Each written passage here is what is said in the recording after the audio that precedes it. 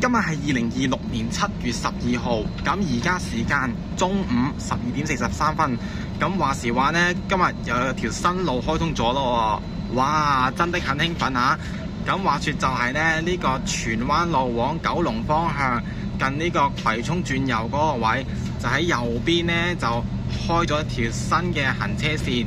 咁樣嘅話就解決呢個即係朝頭早繁忙時間嘅呢個塞車問題。咁因為平時咧都好多車喺由呢個左邊葵涌呢個出口，入口咧就入嚟噶嘛。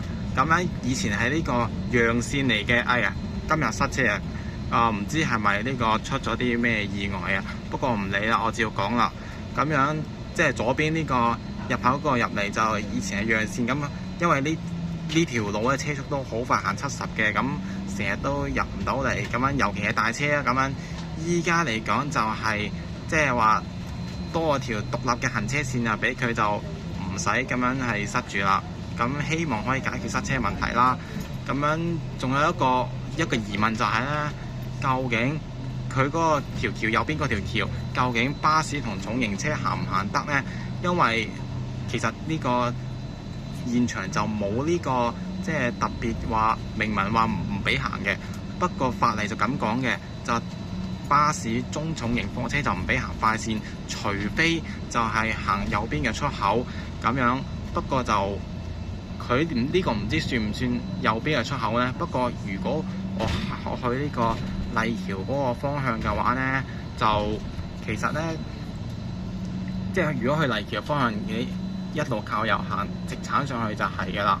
哎呀，今日可能唔係咁好彩，係撞咗車，話幾多架？1、2、3、4，話6架車啊！可能即係今日大家都唔熟路，可能都有啲混亂咁樣。不過唔緊要啦，咁不過都係啦，即係右邊嗰條線大車俾唔俾行咧？我覺得都有待商榷嘅。我覺得佢呢個設計都係算有啲灰色地帶。咁如果大家你覺得唔俾行嘅定係唔俾行，咁都大家留言評論下啦。咁樣好咯，就係若無今日情況咯。其實我平時揸車即係C牌都日日行呢條路㗎啦。咁不過就即係天水圍去即係市區啦咁樣，所以係咁咯。下次期待下我揸車親自行一行呢個新嘅路段咯。